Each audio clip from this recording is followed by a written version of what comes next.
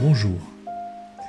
Suite à ce que je vous ai exprimé dans une précédente vidéo concernant la loi de l'esprit de vie et la loi du péché, il me semble important de revenir sur ce sujet pour que vous compreniez mieux ce que je voulais vous dire. C'est une réflexion qui vient d'une lecture de Watchman Nee sur la délivrance, la libération pour être plus exact. Je trouve cet exposé juste et pertinent, et elle me semble décrire ce que Paul a voulu nous enseigner dans l'Épître aux Romains, au chapitre 7, verset 15, jusqu'au chapitre 8, verset 2. Elle est essentielle car si nous vivons ce qu'il nous enseigne, nous pourrons voir la vie de Dieu. Nous verrons sa puissance de vie se manifester en nous, au travers de nous. Et le meilleur, c'est que nos yeux s'ouvriront pour contempler la gloire réelle de Dieu. Alors je vous invite à lire l'ensemble de ce texte, et moi simplement avec vous, là je vais lire quelques versets de cet ensemble. En effet, je ne comprends pas, je n'approuve pas en fait ce que je fais. Je ne fais pas ce que je veux, et c'est ce que je déteste que je fais. Et si je fais ce que je ne veux pas, je reconnais par là que la loi est bonne. Si donc je fais ce que je ne veux pas, ce n'est plus moi qui le fais, mais c'est le péché qui habite en moi. Dans mon être intérieur, je prends plaisir à la loi de Dieu, mais je vois bien qu'une autre loi est à l'œuvre dans tout mon être. Elle combat la loi qu'approuve ma raison et elle fait de moi le prisonnier de la loi du péché qui agit dans mes membres. Malheureux que je suis, qui me délivrera de ce corps voué à la mort? Dieu soit loué, c'est par Jésus-Christ notre Seigneur que je suis délivré. En résumé, moi-même, je suis, par la raison, au service de la loi de Dieu, mais je suis dans ce que je vis concrètement, esclave de la loi du péché. Maintenant donc, il n'y a plus de condamnation pour ceux qui sont unis à Jésus-Christ, car la loi de l'Esprit qui nous donne la vie, dans l'union avec Jésus-Christ, t'a libéré de la loi du péché et de la mort. Avant de réaliser que le péché est une loi, nous essayons toujours de le vaincre par notre volonté. Lorsque la tentation survient, nous serrons les dents et nous essayons de vaincre, et pour finalement être vaincus par lui. Quand la tentation revient de nouveau, alors là nous prenons une résolution plus ferme parce que nous pensons que notre dernière défaite était due à une résolution trop faible. Nous nous disons que cette fois-ci, nous ne tomberons pas et que nous triompherons. Mais le résultat est le même. Nous tombons à nouveau. Alors, nous ne voyons pas que vaincre le péché par la volonté est voué à l'échec. Quand on parle de colère, c'est facile de voir quand il se manifeste comme un péché. Lorsque quelqu'un dit quelque chose de méchant ou que vous n'appréciez pas, vous vous sentez blessé, voire contrarié. S'il continue d'avoir des propos désagréables, vous tapez du poing sur la table, vous explosez et vous prononcez des paroles blessantes, voire méchantes, à votre tour. Après cela, vous ressentez peut-être qu'en tant que chrétien, vous n'auriez pas dû vous mettre en colère et vous prenez la résolution de faire mieux la prochaine fois. Vous priez et croyez que Dieu vous a pardonné, et c'est un fait, vous demandez pardon aux autres aussi, et votre cœur est à nouveau dans la joie. Vous pensez que plus jamais vous ne vous mettrez en colère. Mais peu de temps après, vous entendez encore des propos désagréables, et vous êtes à nouveau contrarié. Quand ces paroles reviennent une seconde fois, vous commencez à murmurer au-dedans de vous, et Au bout de la troisième fois, alors là, la colère explose. Et bam! Et quand tout cela est passé, vous vous rendez compte que vous aviez tort et vous demandez à nouveau pardon au Seigneur en lui promettant de ne plus jamais, en tout cas de faire tout ce que vous pouvez pour ne plus vous mettre en colère. Mais la même chose survient dès que les mêmes circonstances se reproduisent. Après peu de temps, vous vous mettez à nouveau en colère et ça recommence. Vous exercez votre volonté encore et encore pour toujours retomber. Cela prouve une chose, cela prouve que le péché n'est pas une erreur accidentelle. Ce n'est pas quelque chose qui n'arrive qu'une seule fois. C'est quelque chose qui arrive continuellement, quelque chose qui vous hante toute votre vie.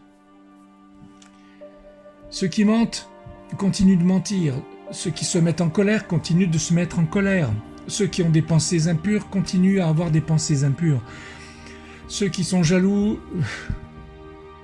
manifestent encore de la jalousie. Bref, on pourrait faire une liste, une grande liste. C'est une loi. Aucune puissance humaine ne peut la vaincre. Paul ne connaissait pas cela au départ, et il exerçait sa volonté continuellement, mais sans succès. Et c'est pour cela qu'il nous en parle au chapitre 7 de l'Épître aux Romains. Il est impossible à l'homme de vaincre la loi du péché par sa volonté. Une fois que le Seigneur nous a manifesté sa grâce et que nous avons réalisé que le péché était une loi, nous ne sommes pas loin de la victoire. Donc, une fois que nous aurons vu que le péché est une loi, nous n'essaierons plus de faire des choses par notre propre volonté. Quand le Seigneur nous fait grâce, nous fait la grâce de voir que le Saint-Esprit est une loi, nous expérimentons un grand changement, un réel changement. Beaucoup de personnes voient seulement que l'Esprit nous donne la vie, et c'est un fait. Cependant, elles ne voient pas que le Saint-Esprit est une nouvelle loi en nous, et que nous pouvons être libérés de façon spontanée de la loi du péché et de la mort, si nous nous confions dans cette loi, la loi de l'esprit de vie. Aucun effort n'intervient pour que cette loi nous délivre de l'autre loi. L'autre loi étant la loi du péché et de la mort. Nous n'avons pas besoin de vouloir, de faire quelque chose, ni même de nous accrocher à l'Esprit Saint. C'est difficile de comprendre cela. Il faut que le Seigneur nous aide à expérimenter cela. Nous n'avons pas besoin de faire quoi que ce soit quand l'Esprit du Seigneur est en nous. Ça ne veut pas dire qu'on ne fait rien, mais il est une chose certaine, c'est que lorsque l'Esprit du Seigneur est en nous et que nous réalisons que c'est la loi de l'Esprit de vie, nous allons simplement cheminer avec lui, et en cheminant avec lui, la loi de l'Esprit de vie aura le dessus sur la loi du péché et de la mort.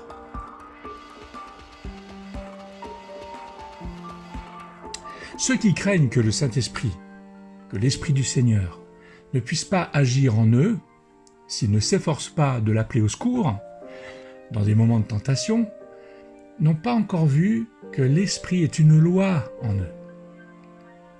Il est vrai que parfois, nous sentons que nous avons besoin du Seigneur, que nous avons besoin de lui, pour ne pas tomber en tentation, tomber sous la loi d'attraction que le péché exerce sur nous, et provoquant ainsi la mort. Avoir besoin de lui, c'est chercher à être en communion avec lui. C'est être rempli du Saint-Esprit, comme le dit Paul. Il ne s'agit pas d'appeler au secours le Saint-Esprit quand nous sommes tentés. Je vais vous donner un exemple. Un jour, nous étions à Saintes et je revenais d'une réunion, et à partir de ce moment-là, en arrivant près de chez moi, je vois qu'il y a de la fumée au-dessus des toits. Je dis tiens, il y a un feu qui est pas très loin de chez moi. j'arrive, et plus j'arrive, plus je me rends compte que finalement, c'est chez moi, c'est pas possible. Et je sors de la voiture, parce que je ne pouvais pas avancer, de toute façon, il y avait les pompiers qui étaient là, et en arrivant, je me suis aperçu qu'en fait, c'était la maison d'à côté. Et voyez-vous, quand il y a un feu dans ta maison, ou là c'était à côté, qu'est-ce qu'on fait? Et c'est ce que je voyais là, on appelle les pompiers. On appelle les pompiers pour qu'ils viennent éteindre l'incendie, voire sauver les sinistrés. Fort heureusement, dans mon expérience, à ce moment-là, il n'y avait pas de sinistrés à sauver parce que la maison qui brûlait était une maison qui était vide et certains avaient mis le feu dedans. Et nous, on était juste à côté. Mais quand ils sont là, les pompiers, on n'a pas besoin d'aller voir le capitaine et dire « Mon capitaine, est-ce que vous pourriez arrêter le feu ?» Ce serait vexant pour eux, non? En fait, ils te diraient certainement « Mais nous sommes là, laissez-nous faire notre travail. » Ils vont tout faire pour éteindre l'incendie. Alors, si tu as reçu le Fils de Dieu dans ton cœur et dans ta vie, tu as aussi reçu la promesse de son Esprit Saint. Il va donc agir dans ta vie et il va éteindre le feu du péché. Laisse-le agir. Sois rempli du Saint-Esprit et c'est ainsi que tu lui laisseras les rênes pour intervenir dans ta vie.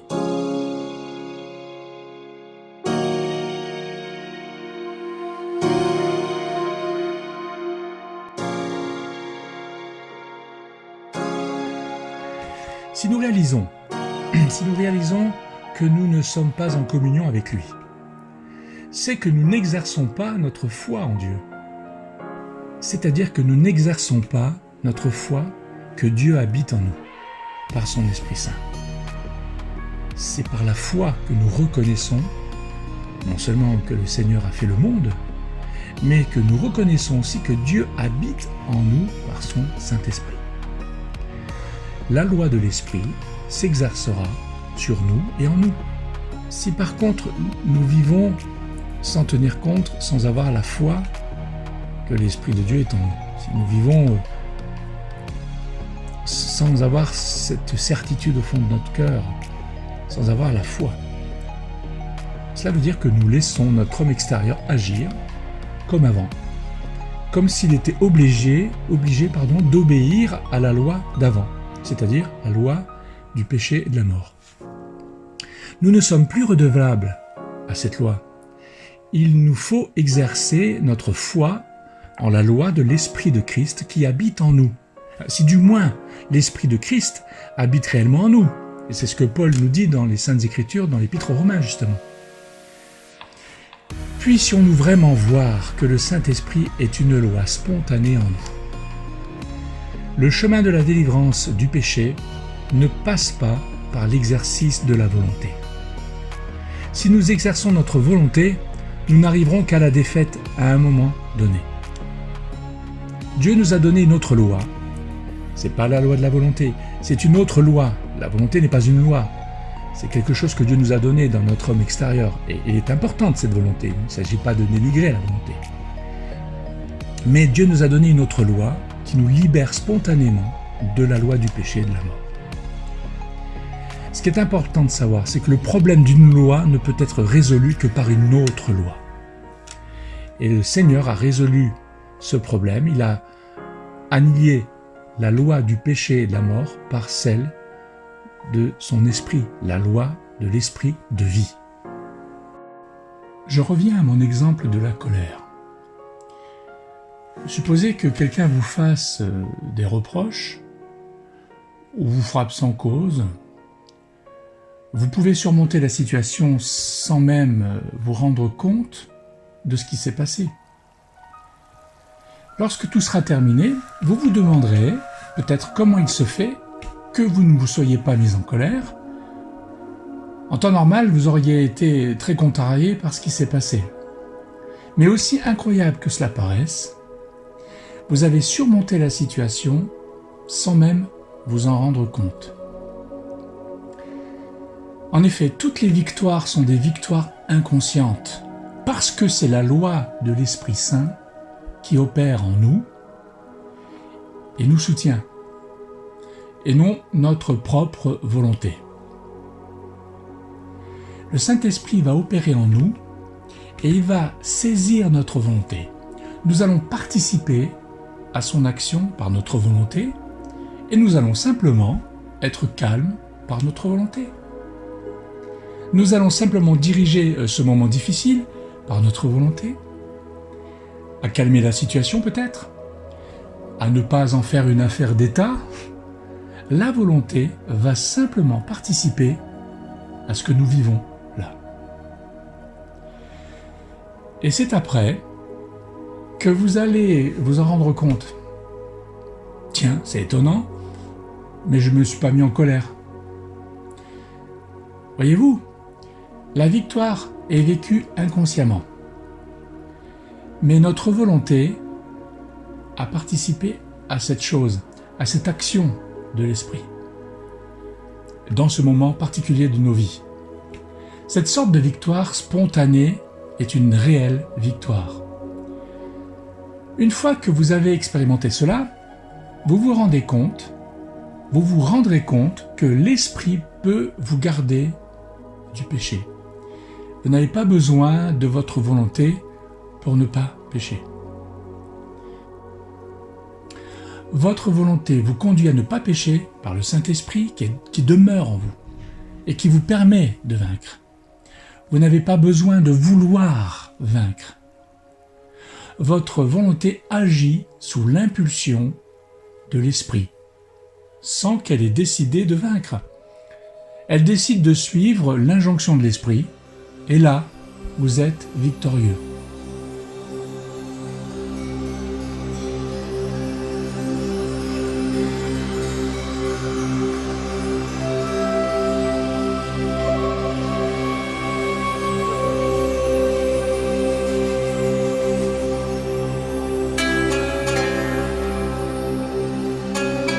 Puisque cette loi demeure en vous, vous êtes délivrés de la loi du péché et de la mort. Vous êtes en Christ Jésus. Je suis en Christ Jésus. Et la loi de l'esprit de vie est en vous, est en nous. Spontanément, vous êtes libres. Tant que nous ne nous reposons pas sur notre propre volonté ou et sur nos efforts, le Saint-Esprit nous conduira à la victoire. C'est important ça. Les efforts, par notre volonté, ne font que suivre ce que le Saint-Esprit, par votre esprit, vous inspire. Vous vous appuyez sur la pensée de l'esprit et non sur le fait de vouloir absolument vaincre. Ainsi, la victoire sur le péché n'a rien à voir avec nos efforts. Nous n'avons pas eu recours à notre volonté lorsque la loi du péché nous a fait pécher. De la même manière, nous n'avons pas besoin de fournir des efforts pour que la loi du Saint-Esprit nous libère du péché. Les efforts ne sont que la conséquence d'une injonction de l'Esprit dans notre esprit. Et nous décidons d'y mettre tout notre cœur, notre corps donc, notre volonté, tout cela pour agir. Mais ce n'est pas une volonté de vouloir vaincre. Nous agissons selon ce qui est dans nos cœurs. Avant, nous étions sous l'inspiration du péché, nous agissions selon le péché, et nos efforts, notre volonté consacrait toute leur énergie à cela. Et maintenant, sous la loi de l'esprit, c'est la même chose, mais sous l'injection de l'esprit, sous l'injonction, de l'esprit. La victoire authentique est celle qui ne demande aucun effort de notre part. Alors une petite parenthèse. Une parenthèse pour vous dire que nous pouvons avoir une volonté de faire, et qu'avec cette volonté, on arrive à freiner nos envies, nos désirs. Nous pouvons par exemple décider d'arrêter de fumer. Parce que nous considérons que fumer c'est péché, et que c'est aussi mauvais pour la santé. Vous pouvez arriver à arrêter de fumer par votre simple volonté. C'est possible. Mais cette volonté-là, et là, si vous le faites, vous pourriez vous dire « Voyez, ma volonté a été capable d'arrêter de pécher. » Sur ce fait-là, on vous répondra « Ben oui. » Cependant, cette sorte de volonté ne vous a pas arrêté de pécher. Elle vous a simplement permis d'arrêter de fumer, qui est pour vous, bien entendu, un péché. Néanmoins, cette volonté-là n'a pas la capacité d'arrêter le phénomène du péché, qui vous harcèle toute votre vie, qui nous harcèle toute notre vie. La loi du péché est une loi qui ne dépend pas de notre volonté. Voilà, fermez la parenthèse.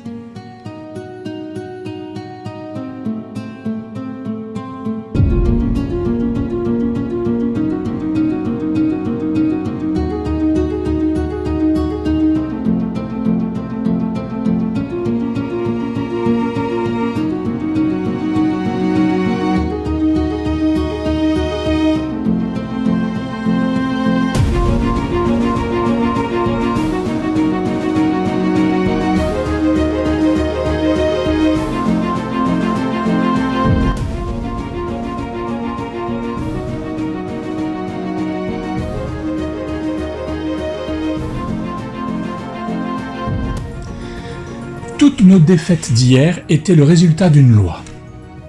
Et les victoires d'aujourd'hui sont également le résultat d'une loi. La première loi était en effet puissante puisqu'elle réussissait à nous mener à pécher. Mais la seconde est bien plus puissante, bien plus absolue, parce qu'elle nous délivre non seulement du péché, mais de la condamnation. Quand la loi de l'esprit de vie est exprimée au travers de nous, sa puissance est bien plus grande que la loi du péché et de la mort.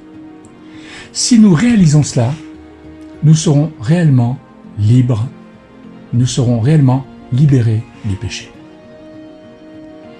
La Bible ne nous dit pas que nous pouvons vaincre le péché par notre volonté. C'est pas comme ça qu'elle nous enseigne à ce sujet. Elle nous parle uniquement de la libération du péché sous ces termes, entre autres, par la bouche de Paul, la loi de l'esprit de vie en Jésus-Christ m'a affranchi de la loi du péché et de la mort. La loi de l'esprit vivifiant nous a arrachés du domaine de la loi du péché et de la mort. Si vous voulez, le chrétien a changé de juridiction. La loi du péché et de la mort ne s'applique plus pour lui. C'est comme s'il avait changé, et il a changé de pays, de culture, il a changé d'identité. Il n'est plus soumis à cette loi du péché et de la mort, avec sa culture et son identité, même si elle est encore présente et active. Ceux qui habitent encore sous son influence seront soumis à elle et n'auront pas la force de lui échapper. Ils habitent dans le territoire qui est régi par cette loi du péché et de la mort. Le chrétien, il a changé de territoire. Il n'est donc plus sous cette loi-là. Tout chrétien devrait être parfaitement au clair sur le moyen de la délivrance qui est très lié au fait que nous sommes sous la loi de l'esprit de vie et non plus sous la loi du péché et de la mort.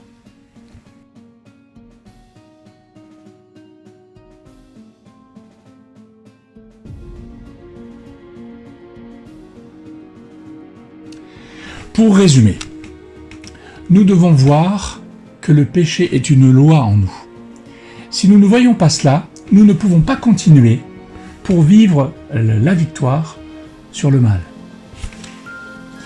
Ensuite, nous devons voir que nous ne pouvons pas surmonter cette loi du péché par notre propre volonté. Nous ne pouvons tout simplement pas surmonter la loi du péché et de la mort. Ensuite, nous devons voir que le Saint-Esprit est une loi et que cette loi nous délivre de celle du péché. Plus un nouveau converti s'aperçoit tôt de ce moyen d'être délivré, mieux ce sera. Il est inutile d'attendre de nombreuses années avant de voir ce chemin.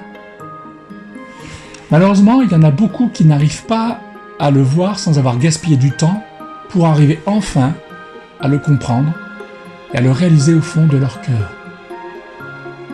Il est inutile de souffrir de nombreuses difficultés avant d'expérimenter la liberté. Beaucoup de frères et de sœurs ont perdu leur temps inutilement. Ils ont versé beaucoup de larmes, de défaite.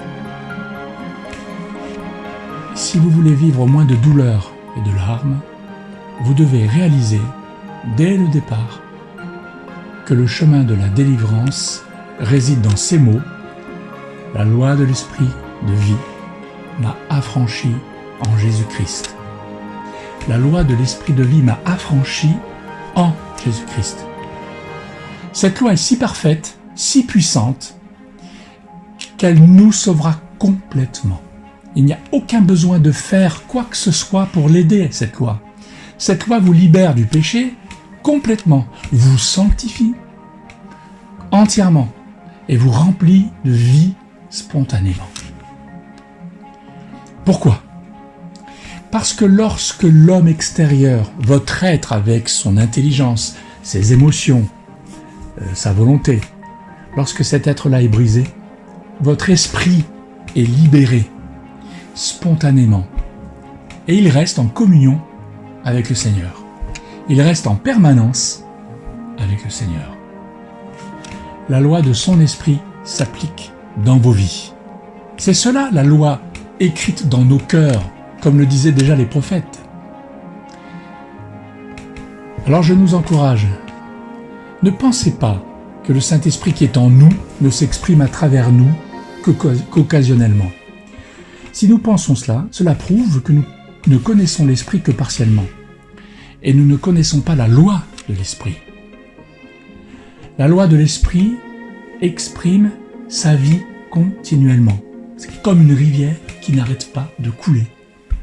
Différent, une rivière qui coule, qu'une bassine d'eau que tu verses comme ça tombe et après il n'y a plus d'eau. La loi de l'Esprit exprime la vie de Dieu, comme une rivière. Elle demeure inchangée, à tout moment et en tout lieu. Nous n'avons pas besoin de demander à cette loi de se comporter de telle ou de telle manière. Elle se comporte ainsi, sans nos directives. Une fois que le Seigneur nous a ouvert les yeux, nous verrons que le trésor en nous n'est pas seulement le Saint-Esprit, bien sûr, mais c'est aussi une vie, c'est également une loi. Ensuite, nous serons libérés et le problème du péché sera résolu. Notre vie avec Dieu sur cette terre aura une puissance énorme. Elle pourra manifester vraiment la gloire de Dieu et son œuvre. Que le Seigneur ouvre nos yeux et qu'il nous permette de voir le chemin de la délivrance, qu'il nous fasse contempler cette réalité afin de voir ce secret qui mène à la victoire et que nous entamions avec joie cette route nouvelle, et c'est une route excellente. Que Dieu nous bénisse ensemble, que Dieu nous bénisse et nous accorde son soutien et sa révélation